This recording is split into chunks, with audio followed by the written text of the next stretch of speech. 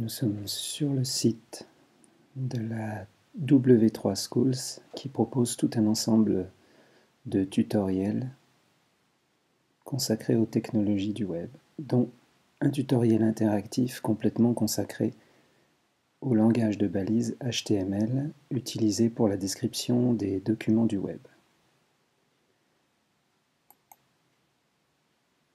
On a ici un exemple où dans la partie gauche,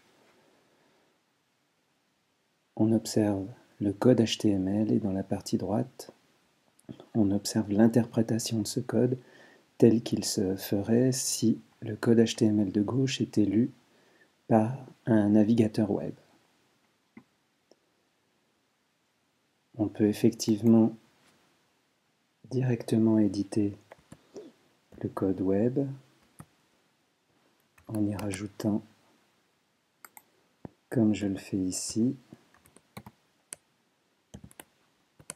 deux balises, une balise de début et une balise de fin qui entourent un texte, ici le mot first.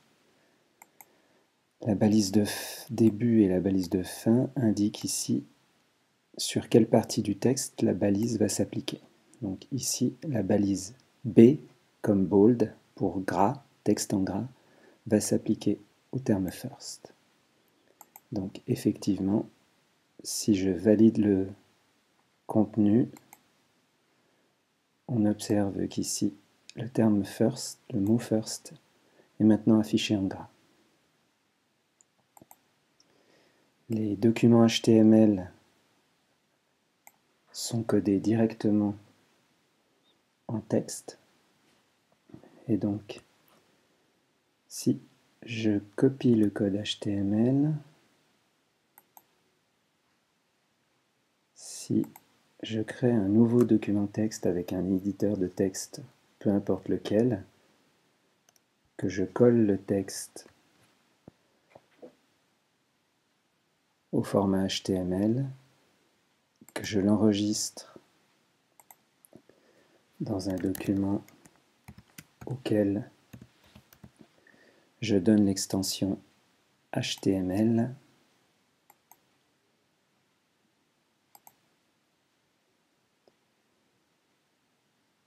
je vais obtenir un document HTML qui sera directement interprété comme tel par un navigateur web.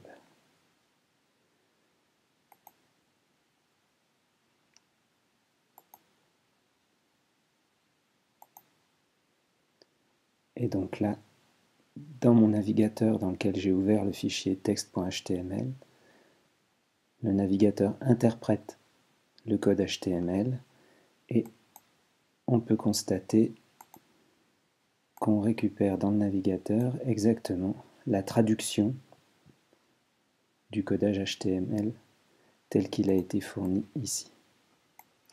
On peut d'ailleurs le confirmer en demandant au navigateur d'afficher le code source de la page et on constate qu'effectivement